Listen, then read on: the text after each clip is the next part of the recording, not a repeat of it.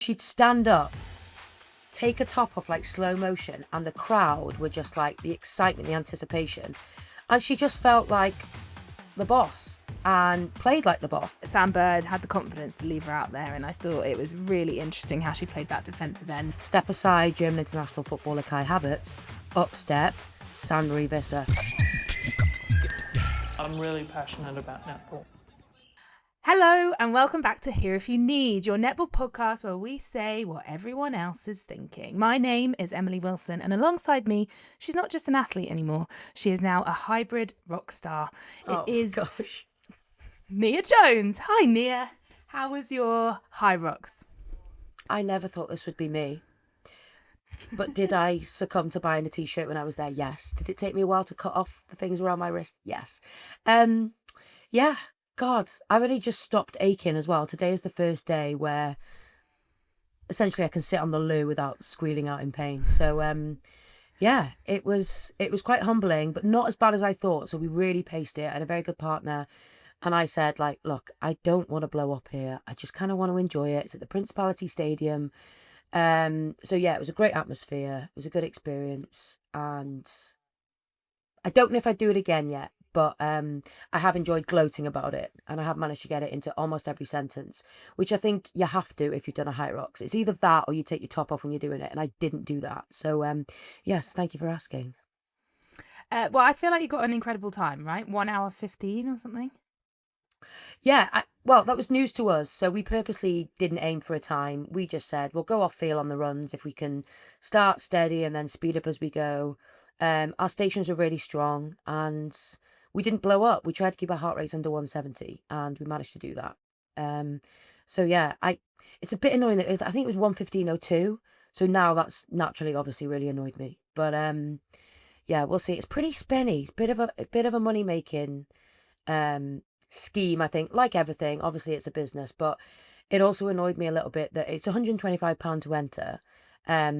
And it went on for 5-6 days, I think, in Cardiff. And loads of friends of mine from the gym that I go to were competing on other days.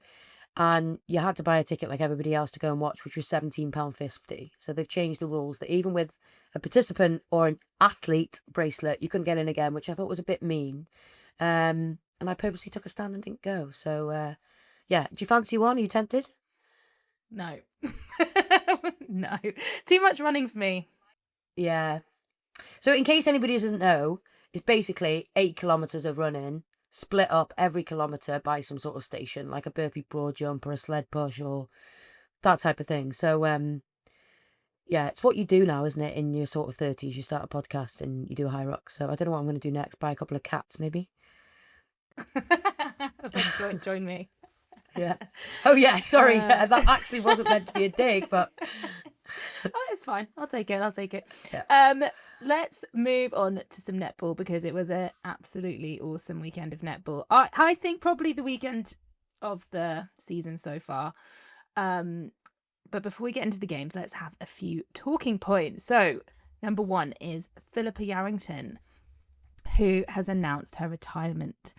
She's played in the team for 5 years, has got 50 caps with Dragons, and yeah, she's announced her retirement. The biggest question we got from our social media was, does this mean that she's not going to play for Wales in the summer? And I'm wondering if you know that answer, Niamh. I do. She's still hoping to play for Wales in the summer. So she's been very specific in what she said in her announcement, and that is from Phil herself, that it is a Super League netball retirement.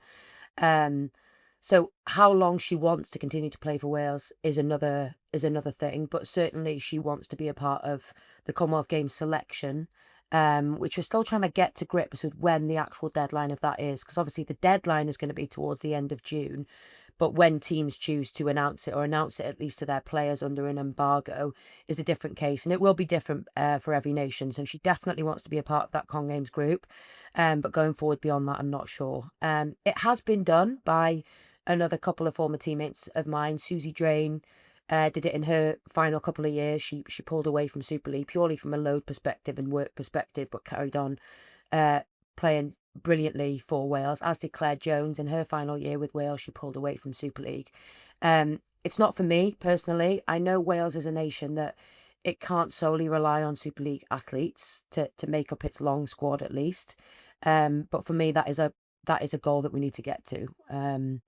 There are some athletes playing in next gen. There are some athletes playing in just the English Prem that they'll have to choose from. But for me, anybody who's striving to play for Wales should be also a part of that Super League. So I think credit to Dragons. They gave her a nice send off, didn't they?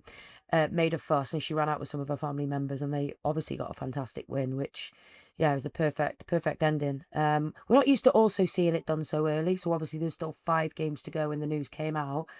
Yeah. But then the more I think about this, actually, if this was another sport, then you tend to hear when players are out of contract, and then fans start to assume that they might be coming to the end anyway if you're not hearing rumours of a renewed contract or interest from another club, say. So, maybe this is exactly what we've been asking for the whole time, is a little bit more transparency on what people are doing. Yeah. And do you know what? It got me thinking. That's like the first... I know. Watch out. That's the first spot now open that we know of, like, for sure, in the summer. And I'm going to put you on the spot here, Niamh. Who would you have right now as that replacement? Assuming that the 2 import spots are already taken, it's a direct replacement for Phil. I'd be going for somebody who can play both goal shooter and goal attack. I think it's really important because obviously Niamh can shift into that shooter, but Georgia Rowe very much is just a goal shooter and is predominantly a 1-point shooter. So that's something that I was surprised that they didn't go for in the off season, but we've spoken a lot about the trickiness that surrounded Dragons' recruitment period. There's going to be a couple of probably coaches who don't like me for saying this, but somebody like an Emma Thacker I think would be brilliant for Dragons.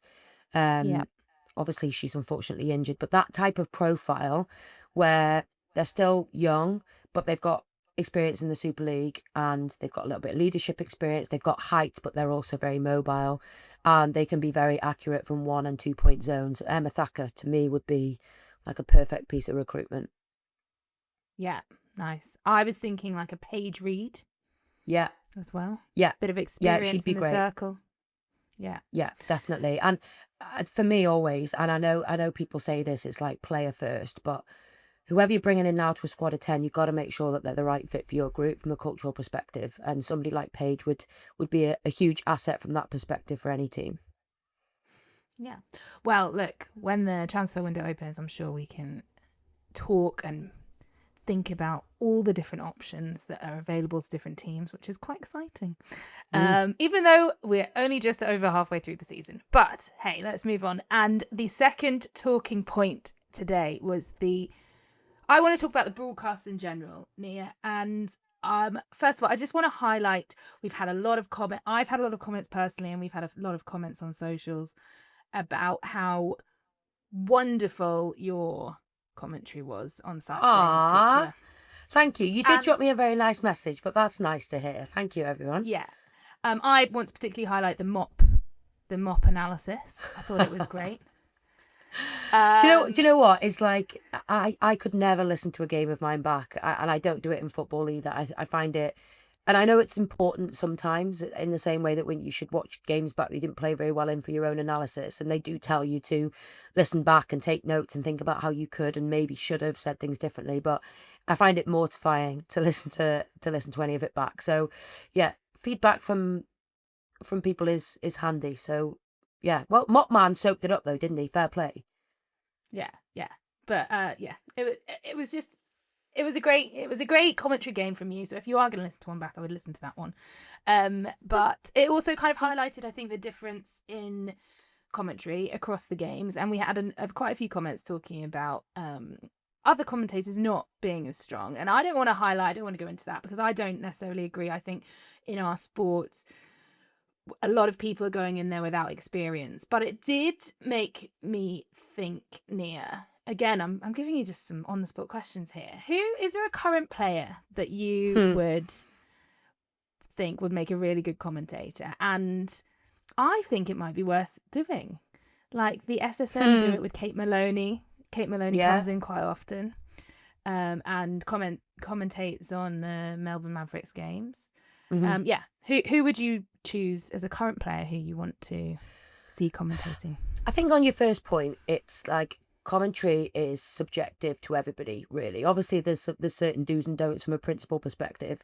And we've spoken a little bit before about the different roles between a lead commentator and a co-commentator. But also, I think it's important that people have different styles. And trust me, there will still be people out there who don't rate me and don't quite like my style. I know that I was very enthusiastic in that Forest and Dragons game and probably commentated on it more as if it was a football match. And I'm not sure the sound actually was equipped to deal with my level of excitement, which won't be for everybody. Other people will prefer more of a calm, probably professional, if you want to put it out there, approach to the comms. So I still listen to the other guys an awful lot and try and listen to how they do things and how they come in off a break or go off the break and try and pick up tips from the other guys doing it as well. So I think it's important that there is a difference in style. Who would I want to commentate with? I don't love the idea, and I did it, and it took me ages to agree to it when I first did it as a co-commentator a few years ago for Sky. And I spoke to head of performance and my head coach about it at the time. I was like, I don't love current players doing it, but I'd be the first Dragons player to do it, and I'd probably be the first Welsh player to do it. So we thought it was important to do.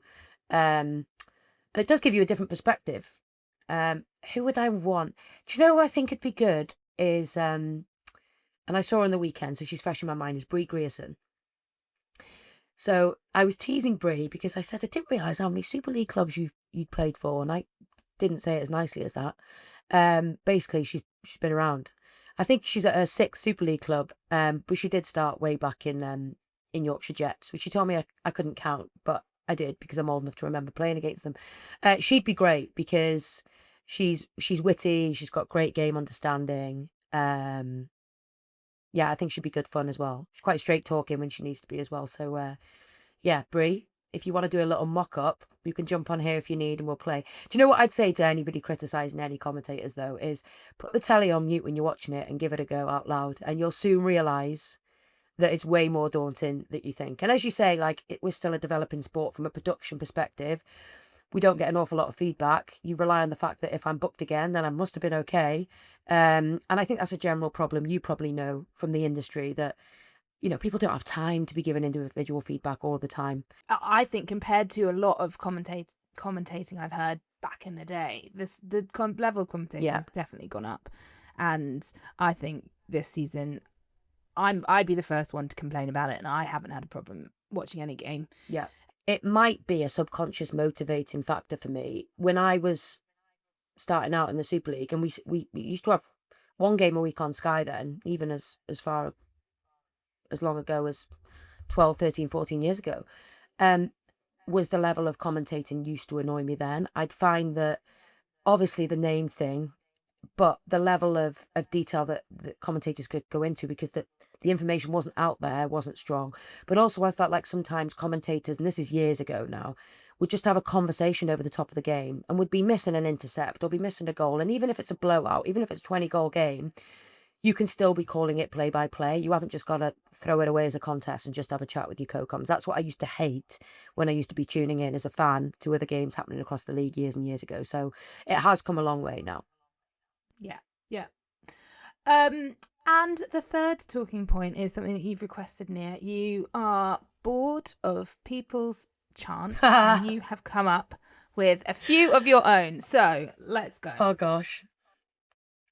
Okay, well, I don't know how these are going to go down. I threw these together at about midnight last night when I was just thinking of it, because I thought, it's all well and good I moaned at the start of the season that atmospheres aren't great. I have seen a marked improvement, and I'm not taking credit for it. I want to give credit to stadiums and franchises and fans for being loud, because I've been experiencing firsthand some really electric atmospheres, and we'll talk about those in the games to come this weekend.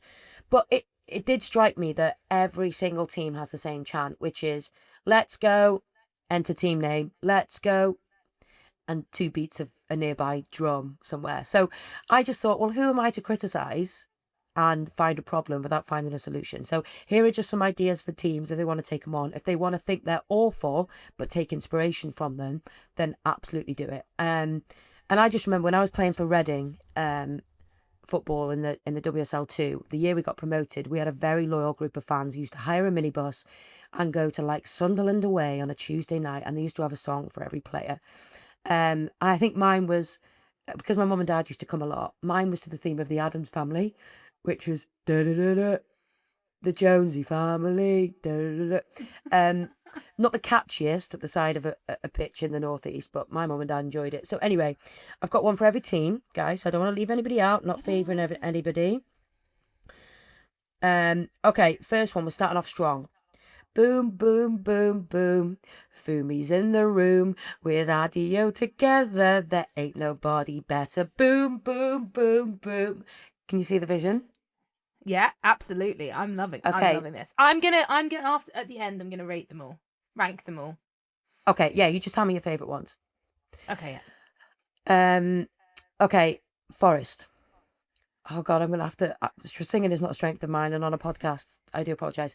Super street girl, lights are gonna blind you, shining like the sun, smiling, having fun, rolling is our number one. Can you imagine the scenes when that hooter goes off? Yeah, that's top. That's.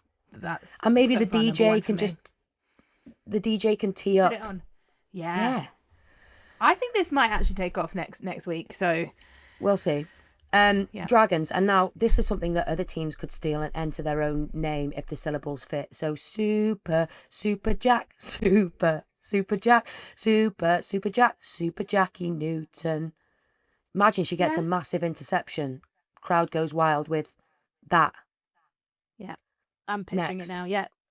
Oh, there was another one I wrote for Dragons that I was thinking, how can the DJ really get this going? Is hey. I'm 34, by the way. Hey, Nevi. Ooh, I want to know how you scored that goal. 2, 3, 4. Yeah? Yeah. I prefer that one. That's my Dragon's choice. Yeah. Yeah, and you can tell that, you know, we're 90s babies because we're a big fan of that DJ Otzi. Oh, am I doing you I'm an 80s baby. Oh yeah, but you know what I mean. You grew up in that period. You were late. You were late 80s, surely. Yeah, very boom. Late. Boom, boom, boom, boom. Okay, Loughborough. Oh God, I'm actually making myself die. Wherever you may be, she's the captain Panigari, and she'll lead you all wherever you may be, and I'll lead you to the final. Said she. I think that the rhyming of that one needs a little bit of work, but. You know, that tune of Lord of the Dance is always a winner. Rhinos. Now, I've taken inspiration from our favourite football club, Arsenal, on this one. Step aside, German international footballer Kai Havertz. Up step, San Marie Visser. Samina, waka waka, Samina, San Marie. Visser from Africa. Yes, can't wait to I hear like that one. I can't wait to hear that in a Leeds accent. The Sheffield Can you Stadium. do it? Can you do it in a Leeds accent for us? No, listen, I left on good terms there. I don't want to offend anybody by singing Waka Waka in a Leeds accent. No, it's okay. Thank you for offering though. Thunder. Oh no, this was a stretch. I was really struggling, and I did write a backup, which is Karen Gregg's Barmy Army, because this rendition is awful. I was trying to think. Obviously, Manchester, what's the link? Oasis. But I don't even want to sing it, Emily. This is bad. People are going to unsubscribe on the back of this. Because maybe you're going to be the one that saves me. And after all, you're my thunder wall. So that one's a bit of a stretch. No, Emily's not a fan of that. She's shaking her head. No, everybody. I'm shaking my head on that one. That's bottom.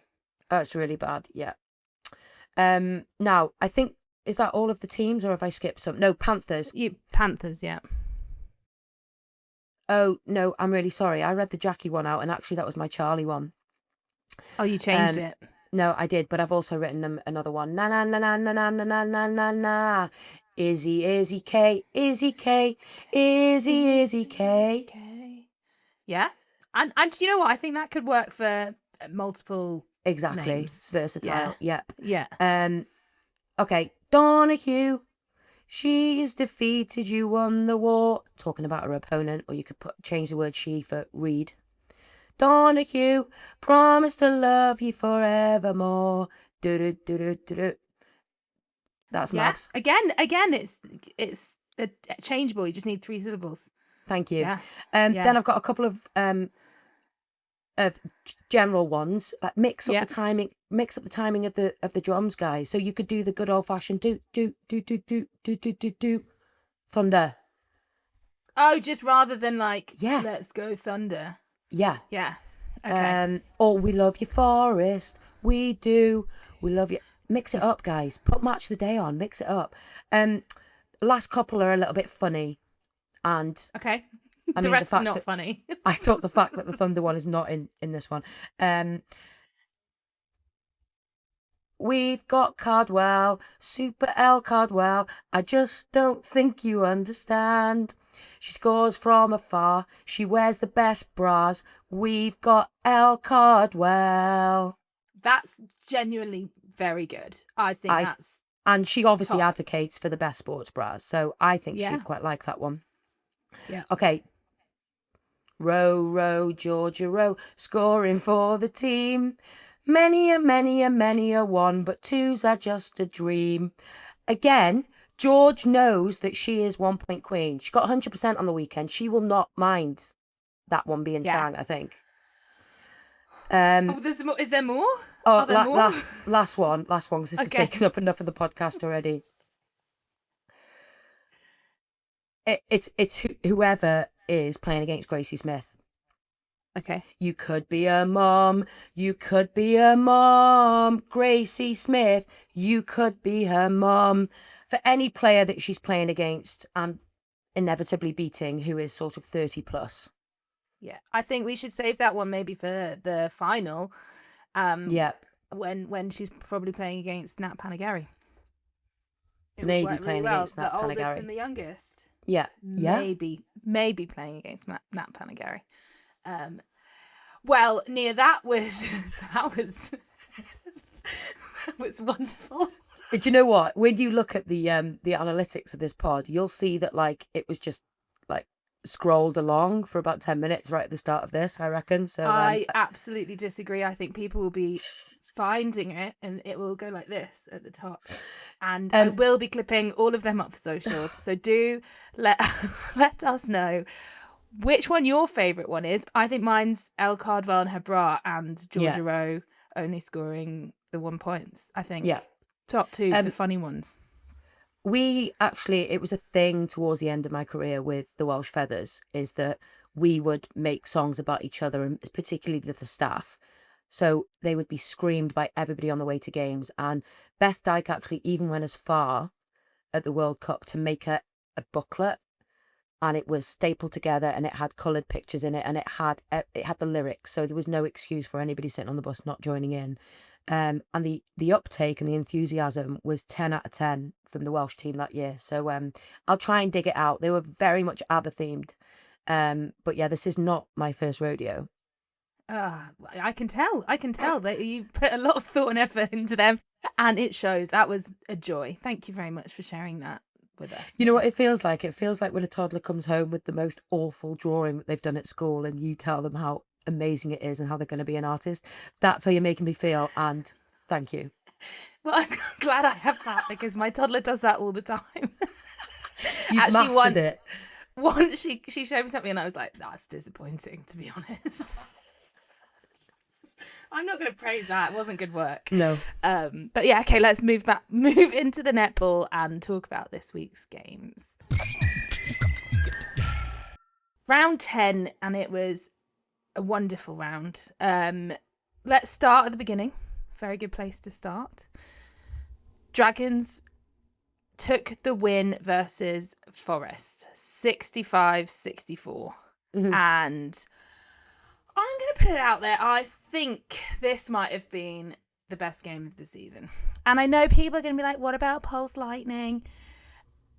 This one just did it for me. I felt like Pulse Lightning was a bit scrappy, but this was just, everyone played well. It was end to end. it was so exciting. I knew the score. Annoyingly, I'd seen the score before I watched it, and I was still on the edge of my seat. It was so good, and I think everyone kind of wanted Dragons to win, get that first home game win, and the way they did it was great. Yeah, I agree with you. I thought it was of a really good quality, which is what made it entertaining. And I think there's a perception, isn't there, that like teams that are battling it out that aren't necessarily at the top of the table is going to be almost like a dogfight. It's going to be physical, but actually they were just exchanging blows of really good attacking play. Like again, Georgia Rowe, absolutely deadly from 1 point. I think she scored 35 out of 35. And I also, obviously, Niamh McCall was coming back from an injury, so was on very much managed minutes. I think shout out to Rainga Bloxham. I think they used her perfectly. And I think that was an example, right, of what we should try and create for all impact players. Is Niamh was clearly communicated with before the game and was probably told you're going to be coming on with sort of 5, 6, 7 minutes to go. Because you could see it. She was engaged when the game was going on, seeing that a team was staying in it. Momentum was swinging. And then she'd stand up, take a top off like slow motion, and the crowd were just like the excitement, the anticipation.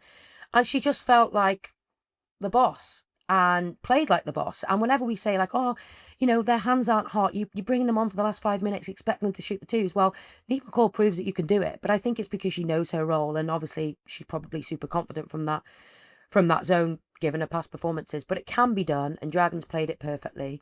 But also Nottingham Forest were outstanding. Again, like Jada Peckover probably didn't deserve to be on the losing team. Iona Christian didn't deserve to be on the losing team. She was brilliant, really kept the tempo pushing towards the end, was really chasing everything, taking throw-ins quickly, being incisive, always available. She was causing Dragons problems, but it could have gone either way in the end. If you'd have played for another minute, I think Forest could have won it. If you'd have played for another 30 seconds, it could have gone the other way as well. So it was just a really, really great game. And I do think, yeah, maybe for the neutral people wanted Dragons to win that. But I also think credit to Forest as well. I think, you know, our bar for Forest is sky high because of what they achieved last season, probably as a surprise package. So now all of a sudden, we just expect them to win and are disappointed in them when they lose, but they're still a very new franchise. And we're seeing with Panthers how difficult that is to master even in your second year. But I just thought the game plan from Dragons, we know that Newton and Middleton dropped 2-on-1 and they really affected Stricker. She only managed 5 super shots. And in fairness, she scored 100%. But the fact that they restricted her to just 5 long-range efforts. Anya Williams was fantastic. But they really sussed out the shooter-to-shooter ball as well. So I think the stats, I think Leah got something like 7 deflections and Jackie Newton got 9 or 10 because they were doubling on and reading the no-look offload and just coming through. And even if it was then being picked up by Forest, which is what made it exciting, it was like the element of doubt that they then put into the next phase on the next centre pass. That's what made it so exciting. I think both teams just really trying to suss each other out and going for it as well. So we had some collisions. But do you know what I'm going to shout out as well? The umpiring. Make a note of this, people. Do you know why, though? I didn't notice them, which I think is the biggest compliment you can pay to officials in any sport, in that they didn't chuck out warnings or elevate people up the disciplinary ladder when it didn't feel necessary. There was a couple of contests in the air where 2 players landed on the floor, but they were both okay, and it was just like play on, because when the ball's in the air, it doesn't belong to anybody. Yeah, I thought it was controlled really well. Shout out, I think it was Emma Parker and Jenny Fissenden. But listen, we're quick enough to criticise them, Team White, so I should give them a shout out as well. But credit to Forest and Dragons, because ultimately it's the clubs and the players that made it such a great game, and the atmosphere at the Cardiff City House of Sport is one of the best I've heard it. It was like raucous. You could feel it. Yeah. You could feel it from watching it. Yeah. And that helps the commentary as well. Like, you always want something to compete with. And there's a button called like program sound or effects. And I always whack it right up because I want something. Oops, sorry. I want something to compete with because I think that sounds like more exciting. So I'm glad that it came across to even you watching at home. Yeah. Yeah. It was great. And there's one thing I do want to talk about here, though, is Rhea Dixon. I do think she's so good at playmaking, and it's such a old narrative now. But I just think when Anya Williams came on, it changed how the defence had to look at the game. They now had 2 two threats in the circle. Should Anya Williams be starting? I think, yes. I think she has more than built up enough evidence to, in conversations with Chelsea Pittman, mention that she really wants to push for a starting spot. However, I think we all spoke about how much you realise they'd miss Rhea when she's not on the court or when she was away injured, because there's so much more to that goal attack role than just putting up the shots. And I know it annoys fans, but again, you can look at other clubs. Philippa Yarranton doesn't put up a huge amount of volume. Other goal attacks across other teams don't put a huge amount of volume up. But I think what Anya Williams does is that keeps the defence a little bit more honest, because it's like, actually, who's going to take the two? Will she take it on? So I think that in itself just takes the pressure off Stricker a little bit.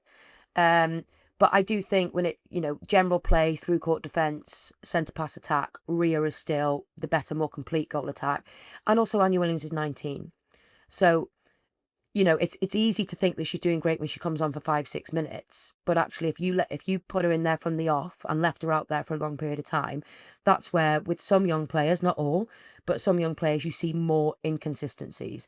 And what I always think as well is Chelsea Pittman is clearly a very good coach, very experienced. No one else has played for the Roses and the Diamonds and won world titles. So if she felt like Anya Williams was going to aid her team and win her more games, she would probably put her in from the start as well. So it's probably a matter of time before she tries to make that change and then injects Rhea and see how that works as well. I just really want to see Rhea at wing attack, because I think that she's looked so good there for Jamaica, and we've seen her there before, and you can see her playmaking. I just think it would give them a change. But yeah, great game. We'll move on to Leeds versus Mavericks. So Leeds went down, but they got the bonus point, 60-63. And the first thing I've got written down is that Mavs... Oh, let's talk about this, actually, because it was announced this week that Emma Thacker, off the back of last week's collision, is out for the rest of the season, and yet another injury blow for Mavs. And look, they were playing against Leeds, who've just had just as many injury blows themselves. So, yeah, it sucks for her. It sucks for Mavs, because they really missed her this week, I thought. This was a very scrappy but entertaining game for me. I never felt like Mavs were going to lose it. Yeah. Even though it was by 3 goals. And it was a draw, I think, going into the fourth quarter. But, I just felt that they were always just going to have that composure to finish it. But I do think that Leeds are building. And I do think that they are on the cusp of getting that big win that everyone wants them to do. Did you saw the game, Niamh? What did you make of it? Yeah, I watched all of them this week because I picked Team of the Week, guys. So it's not out yet at the time of recording, but it probably will be when this episode drops. So yeah, it's quite good for me that they were spread out over the bank holiday weekend. But I agree with you. I think, but then you ask yourself, why does it feel when you're watching a team like they're not going to lose it? And I think when you look at the experience on the coaching bench with Greenway and Austin, and you look at the experience and the connections on the court, I think that's what pulls you over the line. How good has Ellie Sadler been as a piece of recruitment, by the way? She was a bit of a surprise package for all of us. Came through the Pulse pathway, was their goalkeeper, but is fitted into Super League netball brilliantly. We spoke about it on the pod last week, but I know you wanted to mention Izzy Phillips again, had a great game, and she has been appointed the new captain. Obviously, Ellie Ratu, and then Emma Thacker. Another one bites the dust, but up step Izzy Phillips, and yeah, she was fantastic again. I do think they're those injuries have just come at the worst possible time, because obviously it's the business end of the season, and Thacker is a huge loss. Although that injury is a freak injury that just happens in sports. That's not one that we can get mad at from a load perspective.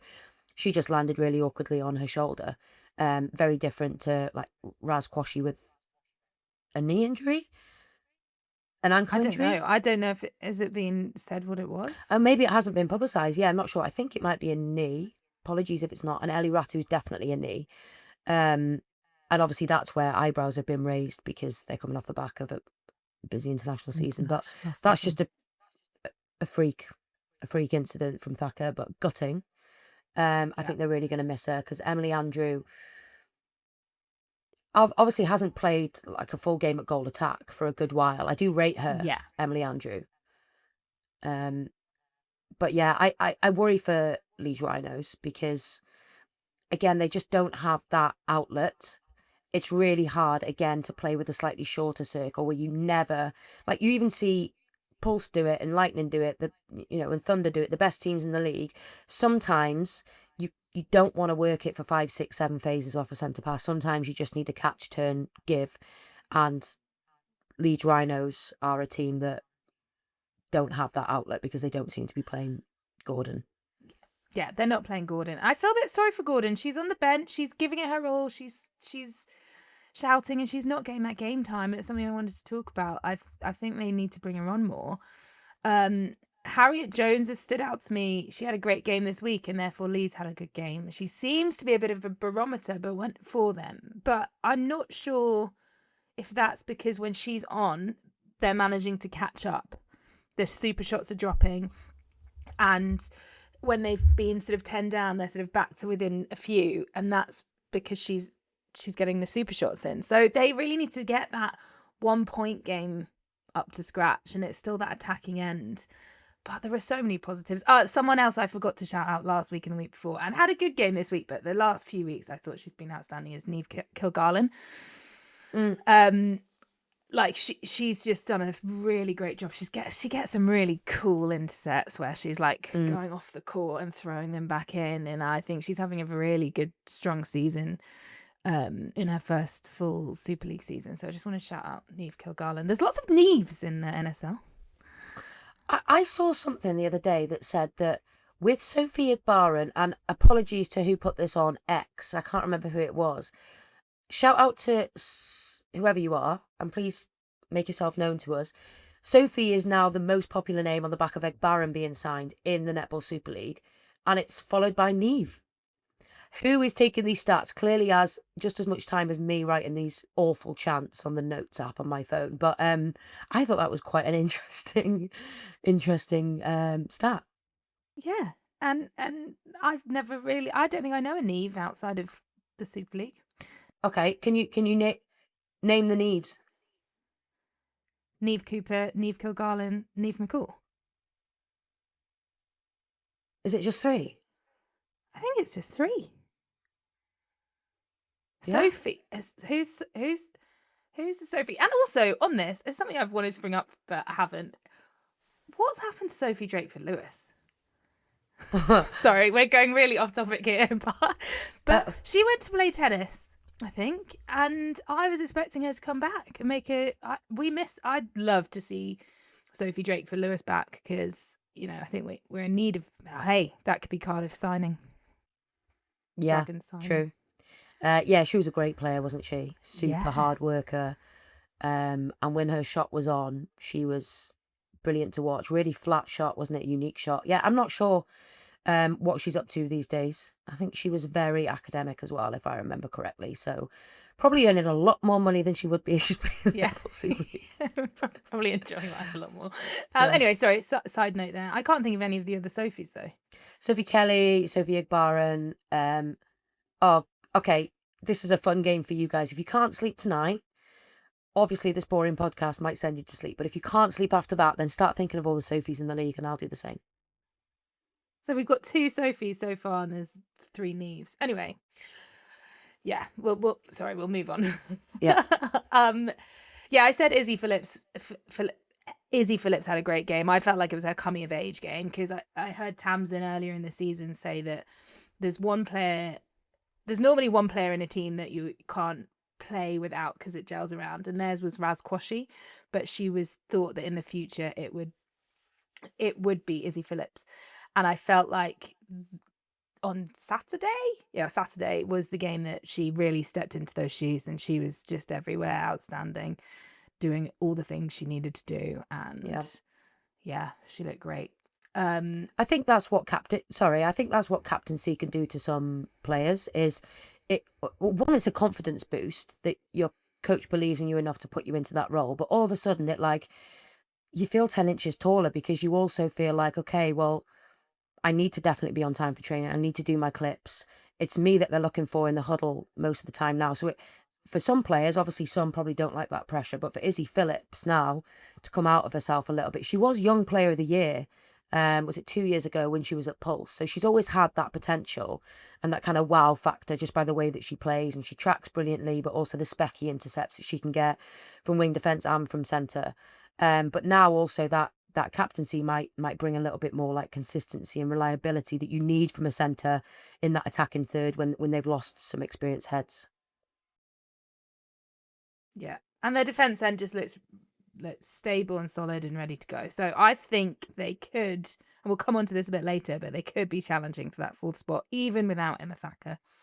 The only thing I worry about is that all three of their defenders that are in the squad are on the court. So they have Golob, they have Donahue, and they have Sadler, and they're starting them in that back three. And if I remember correctly, on the bench, they had Hall, Knightbridge, and not a defender. Egbaran. So actually, if one of your defenders goes down, I know you could move. We've seen Izzy Phillips at goal defence as well before, and she can play wing defence, but they're a bit thin on the ground at the back. Interesting. Yeah, but equally, I'd want them all on the court. So, yeah, tough. Okay, let's move on. And this was a cracker. Pulse in extra time took the win, 75-71 to Lightning. Now, I do want to start this by saying the big out for Lightning was Sammy Wallace-Joseph.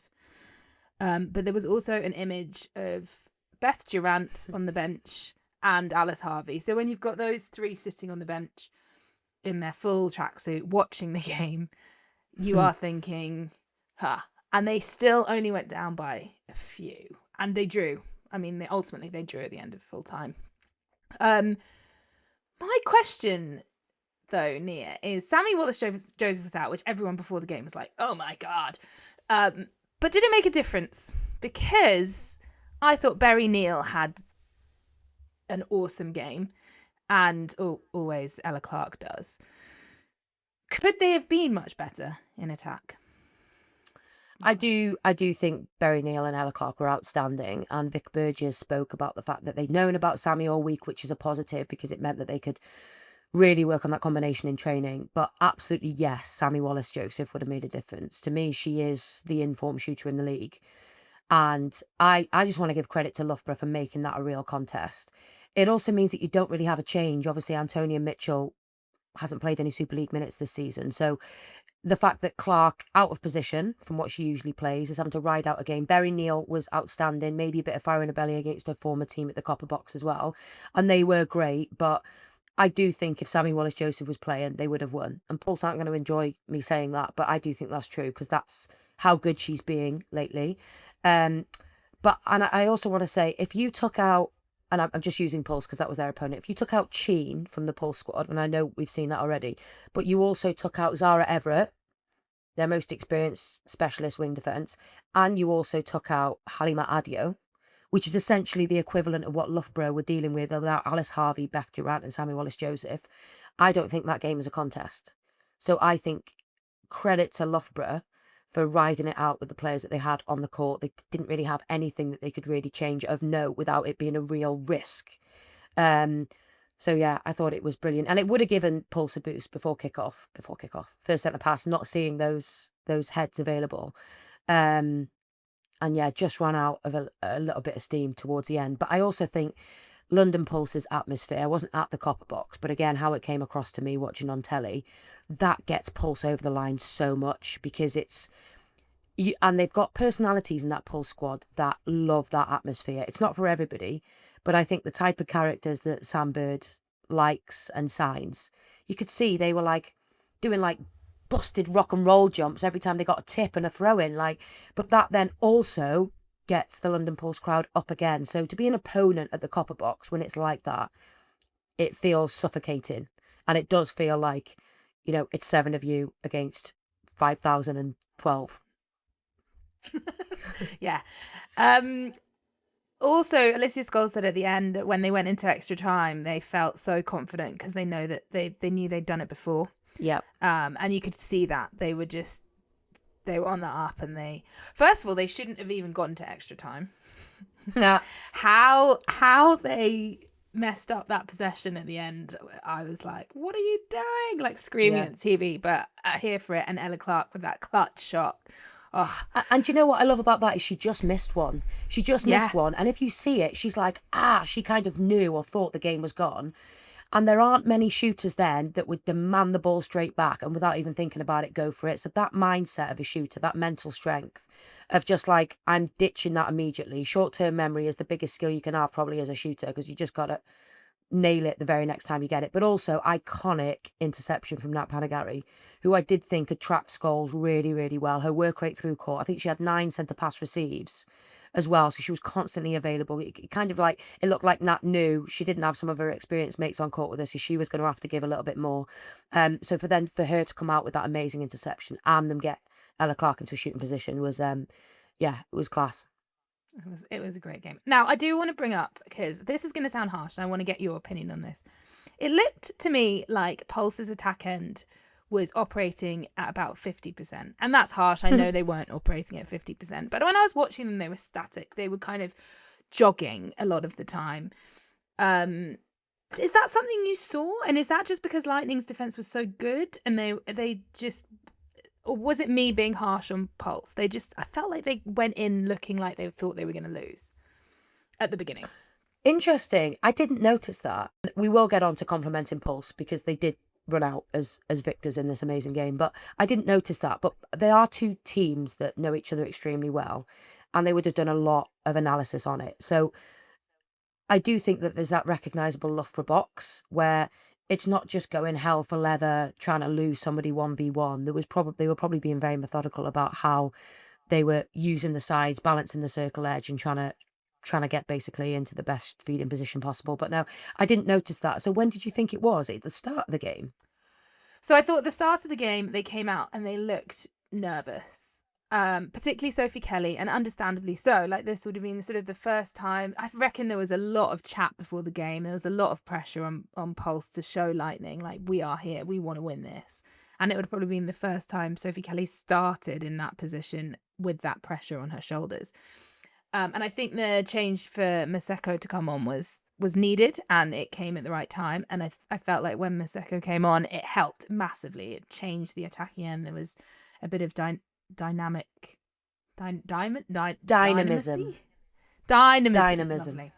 Dynamism there. But then suddenly, like, it all slowed down. Maseko looked tired. It felt like her and Cheen, and I don't know if this is the case, whether they were just like locked in. They weren't like high-fiving loads. They seemed to have like a little bit of tension between them. I might have been reading too much into it, but I was getting a bit frustrated watching it, because I was like, guys, just run, work together. I do think no matter how much it looks like players, know what they're doing, love what they're doing, even the very best players get nervous, like you do. And as soon as you start that game in that atmosphere, and you're right, they were probably talking about it all week, knowing it's a massive game, knowing that they could be the team to break Loughborough's unbeaten streak, you are going to be nervous. And if you can't get free all of a sudden on your first drive, all of a sudden then you're like, oh God, my team is struggling because of me. And all of a sudden then you miss your first shot, or you miss a shot. So those thoughts will always come into the heads of any player. But what I did love as the game wore on was how much Liv Cheen, and she's still a young player, but in that end, in a Super League, in that environment, she is the more experienced one compared to Kelly and Maseko. And she stood up for them, really, really stood up. Her best game of the season so far. And it wasn't without mistakes. A couple went off the back line, a couple fell short. But again, her confidence to work herself into the twos, not rely on Kelly, who clearly wasn't having her absolute best day. Even though if you ask me now who is Pulse's best super shooter, we'd all say Sophie Kelly. She really stood up and took on a leadership role in that circle, and that's what kept them in it, was Liv Cheen's twos. And then I think that's ultimately what killed Loughborough off. And you know what I loved is you could hear, even when she caught it in a two, the screams from the crowd, because it was just like she was on it. It was like a video game. You just knew that she was going to press shoot and it was just going to go in. So when a shooter is in that mood, it must be brilliant to be in the arena, but also on their team. We just get it into their hands in the two and it's going through. So, credit to Liv Cheen, who is back after, some couple of weeks out on rest and then also reduced minutes, and everybody raving about how well Kelly and Maseko had done. So, credit to her. Yeah, I agree. Then the other person that I'm obviously gonna... Actually, there's loads to talk about. My fave, Gracie Smith, I thought absolutely bossed us. And even though I felt like she was often walking and jogging and she could have been running, I feel like she still absolutely smashed it. And it just makes me excited. Also, the whole point about it, them working at, for me, 50%, which obviously isn't fair or true. But I just felt like they have so much more to give. They have so much more in the tank. Which I think is exciting as a Pulse fan. I'm like, you guys, I don't think they played their best, and they still can grind out a win like that. But yeah, Gracie Smith, so good. I thought she should be in player of the match. Yeah, she was phenomenal, because I not only loved her tenacity on defence, and she really came into her own, didn't she, in extra time where you need a turnover. She got a few really deadly tips around the body, and you could see it was frustrating the Loughborough midcourt, but then to come out with some clean intercepts and back herself to go and put her body where it hurts and get the call from the umpires. And then her reaction to those calls was infectious as well. She was phenomenal, but also super reliable feeder up the other end as well. So you could forgive her in that moment, in that atmosphere, in that pressure, having fire in her belly and being very energetic on defence and it paying off, but then also that turning into, a little bit of rush of blood to the head when it came to the feed, but it didn't. Like, she flipped a switch and was ice cold down the other end to work it into a good position, not force it in. It was actually a more experienced teammate, Liz Scholes, that on occasion was forcing it in a little bit. So she was brilliant. And to ride out 70 minutes at centre, like, I didn't think they were jogging. And I do think netball looks slower on the telly than it is in real life, but it must have been an exhausting game, because trust me, 15 minutes against Loughborough Lightning is tough going. Never mind 70 minutes as well. So I did think there were occasions where, like, she did a really good give and go and the depth getting into the pocket, and Liz on the reset when she does those, like, quick give and goes to get herself down. So they were, the worst thing you can do in that game is play too fast too soon, but I did love the comeback was immense. The other thing I really wanted to talk about was Darcy Everett coming in at goalkeeper and really having some great impact, but also, like, letting her stay out there in a really she got some really meaningful minutes. And I think quite often she comes on when the game's already won, or, she comes on for 5 minutes and then comes off because it's getting tight. And Sam Bird had the confidence to leave her out there, and I thought it was really interesting how she played that defensive end and put Adio, who also had a cracking game, she did, into goal defense. And then obviously it was Fadoju that came up with those, like, such timely intercepts in extra time. But I think Adio did a lot of the hard graft before that. And the defensive end was really, really interesting. Now let's also talk about Selena Appleby-Prince, who went down and forced Loughborough's hand into changing for Jo Noel, who, again, you said that they didn't have many options, but I thought that she stood up as you'd expect. But I didn't notice a huge difference in their defensive end when she came on. No, nor me, which is credit to her. But also, the person I felt sorry for when that happened was actually Vic Burgess. Is that you've lost your right-hand man, the person that you bounce ideas off. In those moments you may be thinking, like, how do we approach this? When should I call a tactical timeout? Should I inject this player? And they talk a lot, and they're a great team. So I did, when it kept panning to the bench and I just saw Vic Burgess on her own, like, that's the element you need to think about as well. So not only is it, you've lost your starting goalkeeper, but you've also now got your, the person that you bounce ideas off is now on the court. So obviously Jo Noel can lead and can coach from that role as well, but it's not quite the same if you needed to turn to somebody to discuss something in those final, real clutch moments. But it'd be great to have a bit of insight into what's going on with those athletes, to, for Loughborough fans in particular, or maybe fantasy netball fans, to know, what exactly is going on and how long their favourite players are going to be out for, because obviously they're in top 4, but they need everybody. They need their whole 10 in if they're going to get another title. Yeah, they do. Let's move on to Thunder Panthers. Thunder took the win 69-45 in a bank holiday Monday clash. And it was the same old story for Panthers. Silly errors, handling errors, attack end, not firing. But they also had lots of moments where it did work. It must just be so frustrating for them and for Sonia McCloma. And she seemed a bit frustrated, to be honest, in her interview at the end. They did win the last quarter. I want to try and concentrate on the positives for them. The other positives were that Charlie Fiddler was playing, and she's always great. Comes up with intercepts. Fapa Hunda, I've noticed the last couple of weeks, she's come back in to play goal defence a bit more, and I really think her improvement is impressive. Like she gets in there, causes chaos, turns over ball. She got a Shamira Sterling rejection last week, which was Nice. Stunning. And Rothwell got a bit longer this match. Yeah. Manchester Thunder for me were good. They were really good. They didn't need to be that good because of their opponents. I did think that they missed quite a few opportunities to really turn the screw. Yeah, I don't have a huge amount more to say on it. How about you, Niamh? No, I agree. I think Thunder played well. Great to see Niamh McCall get 60 minutes.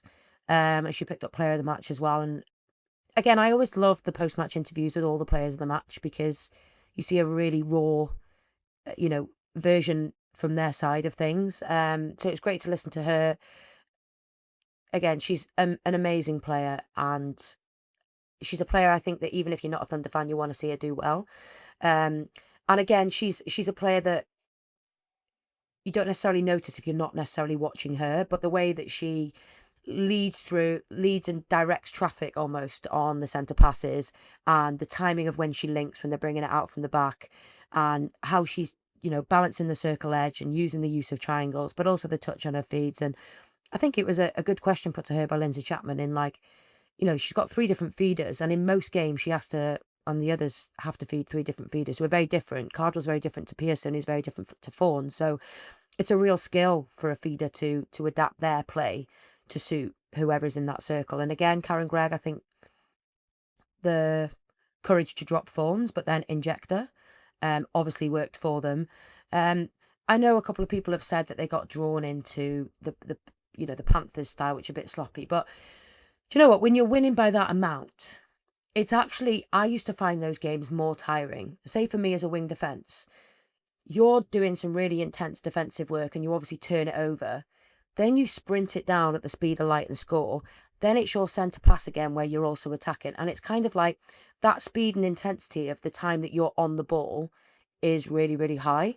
And, it's not breaking down for long periods of time, going out for throw-ins. Like, they were keeping the intensity really high. So don't blame them really for also trying a couple of things. So I wouldn't be surprised if Karen Gregg, when it was, whatever it was at halftime, 20-something, actually asked them to do some more niche specific things that she thinks is going to be an asset to them against maybe tougher opposition come Final Four, when they eventually get there. But I think it's difficult for Panthers because, again, I don't want to keep hammering them. I've been in squads that feel like they're having a similar season to Panthers where you're just like, oh, where's our next win going to come from? Ultimately, you can talk about tactics till you're blue in the face. They're just not as good of a squad as Thunder were. From a technical level, from a fitness perspective, from an experience perspective of, making the right decision at the right time, they're really far behind, say, an AO Manchester Thunder. So they're learning on the job, which if any of us are doing anything, learning on the job, whether you're driving a train or raking the patio, Doing a podcast, you're learning on the job, and you're learning all of the time, and it's almost overwhelming how much you're picking up or needing to tweak. And then, as you say, it's a skill then for them and their coaches to be breaking down the real key things that they're seeing progress in. And that's where your stats are really important. So yes, we've lost this game. Don't look at the score. What can we take from this? Quarter 4. Why was quarter 4 better? What did we do? From a behaviour point of view, where were we taking our shots? What was our decision like around the 2s and the 1s? What were our centre passes? Which are our most effective centre pass setups? Why are they? How did we get our turnover? Was it when we were one-on-one sitting in front of them, forcing it long? Or was it when we were behind them, forcing them up, congesting them towards the transverse? So that's up to the coaches now to be picking out those key things to help keep the confidence of the players up. Do you think you'll ever go into coaching, Niamh? Because when you're saying things like that, I'm always like, oh, wow. Do you know what? I'd love to. And I've always done a bit of coaching. I've been, I did my first bit of coaching when I was 14 back at Mould Netball Club, helping out my first ever coach, Chris Elson, who isn't with us any longer, sadly. But I've always loved it, and I think probably a fair few of my coaches over the years would say I used to coach when I was on the court anyway, probably a bit too much. So yeah, I would love to. That is an avenue that I have thought about. And I never meant to be in broadcasting. It's not something that I set out to do. I was just in the right place at the right time in a football space where, you know, games started being on the telly more, and I was one of the newer players that were fresh out of the squad. They knew that I could speak because I used to do interviews as a player. So it's sort of just rolled on from there, and I'm riding the wave because there's also a shelf life to people in my role as a pundit and as a co-commentator. And, you know, the more players that retire after me, or the more investment that goes into it, then my services might no longer be required. But whilst they still are, I'm just trying to enjoy it. But long term, yeah, I'd probably love to go into some high performance coaching, yeah. Okay, let's have a quick look at the table. So the race is on for position 4, the 4th spot in the finals. Loughborough Lightning, Pulse and Thunder look dead cert to be in it. Well, two of them are dead cert to be in it. And then Manchester Thunder on 25 points. Then Nottingham Forest are on 19. London Mavericks are on 13. Nexus Dragons are on 12.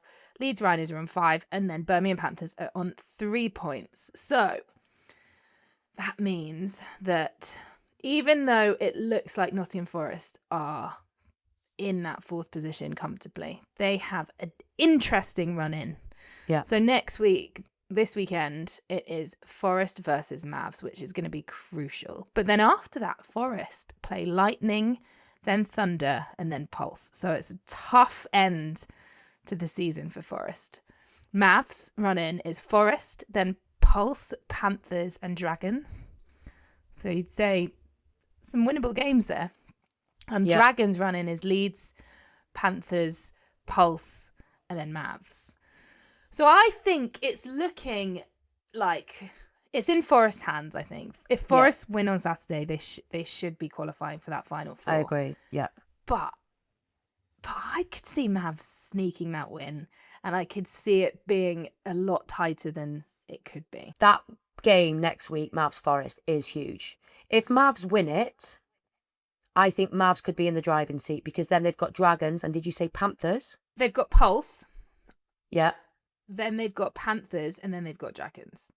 Yeah, so I don't think they're going to beat Pulse, particularly now that they've got their injury woes, but they will feel that if they beat Forest, they can absolutely beat Panthers and Dragons, which would make Mavs favourites. So I think whoever, as exactly as you said, whoever wins next week is in the driving seat. It would take a short miracle for Dragons to win it, because obviously those 2 teams above them, one of them is going to get 3 points. And one of them could even get a bonus point. So Dragons it's not really in Dragons' hands, I wouldn't have said. But Dragons have also got, they would probably feel 3 winnable games. They've got Rhinos to play, they've got Mavericks to play, and they'll have unfinished business, they'll feel like, of when they lost at home to Mavericks.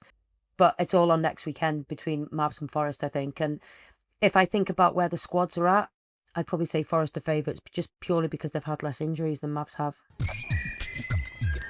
Right, it's time for Near Nose. And this first question is from KN Lewis 73. Thank you, KN Lewis. Would you prefer to be an impact player in a top team or a full 60 minutes starting player?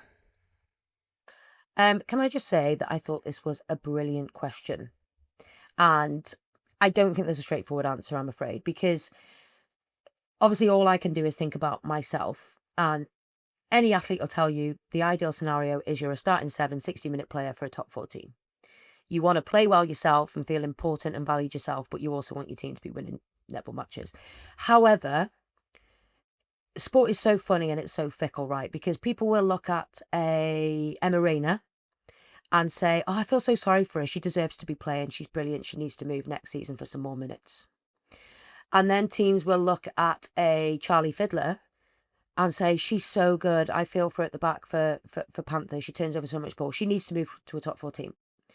So it's where you are at your age and stage. And I think it's important that athletes actually experience a little bit of both, where you do sit on the bench for some more experienced players and some more successful players around you, and you learn your trade and you bide your time. But then there's also a time where athletes need to play netball. Just for their own mental health and sense of achievement, or also for international contention as well, because that's what lots of these players are needing and wanting as well. So, there's definitely been times in my career where I was a starter, I was in the leadership group, I was playing 60 minutes, and I was very unhappy in that environment. So it doesn't make you happy if you're playing, no matter if you're winning or losing matches. But I've also been in teams where I feel like I should absolutely be on the court and it's really painful to be off it. So it's a very difficult question. Basically, my answer is two things. It depends on where you're at in your career and what you want out of it. Do I need a couple of years to develop and learn, or do I actually feel like I found my level and can really show it off now? And the other thing is, to me, it's all about environments. So I don't care where you finished in the league last year. If I feel looked after by the franchise and well supported by the franchise from a medical perspective, coaching perspective, S&C perspective, all that stuff, marketing perspective, but also I've got great teammates who give me life every day in training. To me, it didn't matter where you finished in the league. That's where you'll be your happiest, and that's where you'll be playing your best netball as well. Great answer. Where were you the happiest and where were you playing your best netball? Do you know what? Again, like I couldn't name the season and I couldn't tell you where we finished, but I know under which coaches I was the happiest. And there was two coaches probably. The first one was Julie Hornwig, who is an Australian coach who came in short term for Wales and for Dragons, and she'd also very briefly been head coach of England as well. So some of maybe our older listeners will recognise that name. If not, look her up. She's an absolutely amazing person and coach, and just the way that she changed our culture and instilled a level of professionalism and standards when it came to work rate and quality and excellent, but also was the first to put her arm around the player that didn't play, that nobody else was even noticing. So her level of care in that stuff was brilliant. She also used to hold the NGB to account. So if she didn't feel like they were, giving us what we needed, even if it was notebooks for our analysis session, she would buy them out of her own money and dress them up with, little red, white and green ribbons and not want any thanks for it. Just all the little things. Julie was exceptional. And another coach very similar as well was Joe McIntosh in my final year at Dragons, which is why I love that I finished my career under Joe McIntosh. We just got on brilliantly, aligned in so many areas from a values and behavioural perspective. I really felt she understood my strengths as a player and as a person. So yeah, I just absolutely loved playing under her. And what never fails to amaze me is when I think about the training sessions that Julie Hornwig and Joe McIntosh did. It's some of the simplest drills you could ever imagine. And I used to say to both of them, like, do the Diamonds do this? Do they do this in the SSN? And they're like, yes. This is what they do over and over and over again with no mistakes at a really high intensity. Like, netball's not a complicated thing. So yeah, when I think about their sessions, they were just very, very simple, but both brilliant coaches and people. And I'm still in contact with them very regularly. Oh, that's nice. Sorry, I just need to shout out Melissa Hyman /Bessel as well. She was like genuinely the first coach that made me believe in myself properly, believe that I could be a senior player, an international player. And I got on so well with her, and she had some crazy, wacky ideas of how to get the best out of her teams. But some of my most memorable years are under her leadership. And yeah, I miss her because she's back in New Zealand now. You have a thing for the Antipodeans. I do, apparently, yeah, which is why I'm always like, get them over. Not all of them, some of them. All right, let's move on to our round 11 predictions. And I do want to say that I am now only 2 points down after Pulse's extra time win, with Loughborough getting a bonus point. Come on. So it's all to play for still. It's just like that fourth spot. We start off with Panthers versus Lightning on Friday the 8th of May at 7 p.m. Who are you going to go for? Going for Lightning and no bonus point for Panthers, because I also think it's a relatively tight turnaround for Panthers. They played on Monday night and then they're playing on Friday night. And although they'll be rested, it's not an awful lot of time to like digest and debrief and then prep for another big game. So yeah. I'm agreeing with you. Lightning are going to win with no bonus point for Panthers. Then it's the big one. Forest versus Mavs at 3 p.m. on Saturday. And I am going to say Forest are going to get a bonus point, but Mavs are going to win. Wow. Oh my God, it just came out. I don't know what just happened. You do you, hon. I'm going for Forest win. I think there'll be a reaction off the back of their match against Dragons, and I don't think Mavs will get a bonus point. I think they're missing Kwashi, Thacker, Ratu is gonna be their downfall in this one. I do want to caveat by saying I would like Forest to win because I want to see them in 4th spot, and they're sort of my. But then Mavs winning keeps it more alive. Yeah, exactly. So yeah, I don't know. I feel like Mavs are going to come out like this is there, and Tamsin Greenway is going to say something before. Anyway, I don't know. Dragons versus Rhinos at 3:30 on Saturday the 9th. You go. I think Dragons will get the win and Rhinos won't get a bonus point. I think Dragons are going to win and I think Rhinos will get a bonus point. Okay. And final, this is another big game.